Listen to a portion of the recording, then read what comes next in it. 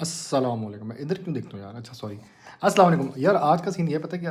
एक तो stock market कल भी थोड़ी-सी करेक्ट हुई थी, 1000 पॉइंट माइनस हुई थी। तो ये सोचो इस तरह की करेक्शन आ सकती है किसी टाइम में ना, क्योंकि अभी कतर और उसकी जंग हो रही है आपकी क्या नाम है? जंग तो नहीं हो रही मतलब उन्होंने अटैक किया कतर पे और वो मसला ये है कि कतर के पास जो है सिस्टम वो अमरीकियों का है, तो वो I don't know defence system चला ही नहीं उनका वहाँ से ना। तो इससे थोड़ा-सा एक फ़ियर आ जाएगा कि भई दुनिया में कुछ होने लगा। ऊपर से वो रशिया और पोलैंड की तो रशिया में तो रशिया ने यूरोप पे टेक ओवर करना है। ये 2 मसले चल रहे थे, ठीक है, दुनिया में। तीसरा मसला ये था कि China is not going to bow down in front of America, ठीक है? वो कहते हैं हम नहीं झुकते। चाइना जो है गोल्ड जमा करे जा रहा है, जिसकी वजह से गोल्ड बहुत महँगा हो गया। ये 4 बातें मैंने बता दी आपको, 2-3 बातें। 4 तो नहीं 3 बातें हुई हैं। जिसकी वजह से आपकी ना स्टॉक मार्केट अब थोड़ी-सी क्रिटिकल पॉइंट पे आ गई है कि भाई स्टॉक्स के अलावा बाकी चीज़ें भी दुनिया में तेज़ चल रही हैं, खाली स्टॉक मार्केट नहीं चल रही, ठीक है? अब आ जाओ स्टॉक मार्केट में।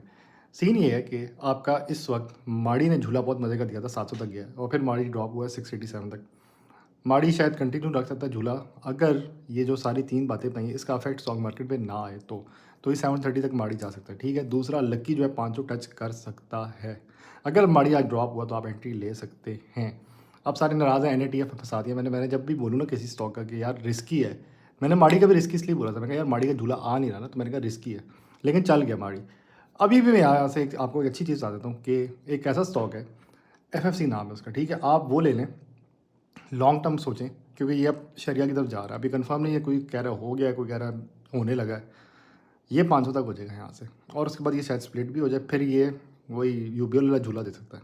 UBL का अगर किसी को झूला याद है, UBL ने इस तरह ही झूला दिया था ना, तो FFC इधर से मुझे नज़र आता है कि ये बहुत कुछ कर सकता है। फिर मैंने JVDC का बताया था, मैं कहा ये जो है रिस्की है, उसका भी मैंने रिस्की बोला, मैं कहा बाय ना करना, और वो वाकई ड्रॉप हुआ है ना उसके बाद, क्योंकि रिजल्ट जैसा मर्जी हो, डिविडेंड कम दो भाई ड्रॉप होता है। अब आगे जो आ रही है आपकी कैप्को की, जो BF एग्रो की आ रही है, ठीक है। कैप्को की जब बोर्ड मीटिंग सर पे खड़ी हो जाएगी, कैप्को से उसकी VAR की वैल्यू बहुत कम है, लेकिन कैप्को की हिस्ट्री वो 5 या 4 पे देता है ना। अगर तो उसने 4 या 5 रुपये से 3 रुपये दे दिया ना, फिर वो थोड़ा सा ड्रॉप हो जाएगा। अभी 36 का पेयर है, ठीक है। मैं यहाँ पे बाई कॉल नहीं दे रहा, पहले बता दूँ, तो लोग बाई कर लेते हैं, मैं कोई भी स्टॉक का नाम मेंशन कर दूँ, ठीक है। BF एग्रो जो है ना वो थोड़ा सा रिस्की है। अब BF एग्रो एक डिपेंडेंट है फूड सेक्टर पे, NATF भी फूड सेक्टर था, बनी भी चला था BNL, ठीक है। तो वहाँ पे अब देखते हैं कि BF एग्रो की बोर्ड मीटिंग सर पे खड़ी होगी, व्हाट विल हैपन नाउ, ठीक है। अब सारे कह रहे थे भाई इस स्टेज में हम क्या बाय करें, तो मैंने कल देखा था एक स्टॉक था बलूचिस्तान व्हील, जो 200 का टच करके वापस आया ना, तो वो एक अच्छा था। मैं कहा ये 190 का फिर अभी जमा कर लो, मैं कहा नहीं तो फिर लोनली करके 170 का जमा कर लेना, ये था। तो लॉन्ग टर्म सोचना है तो FFC बहुत मजे का है। अगर झूलों में आना है तो माड़ी है और आपका लकी सीमेंट है ना, दीज 2 स्टॉक्स अभी भी झूले दे सकते हैं। या POL ले लो, वो बहुत मजे का झूला आगे तक देगा।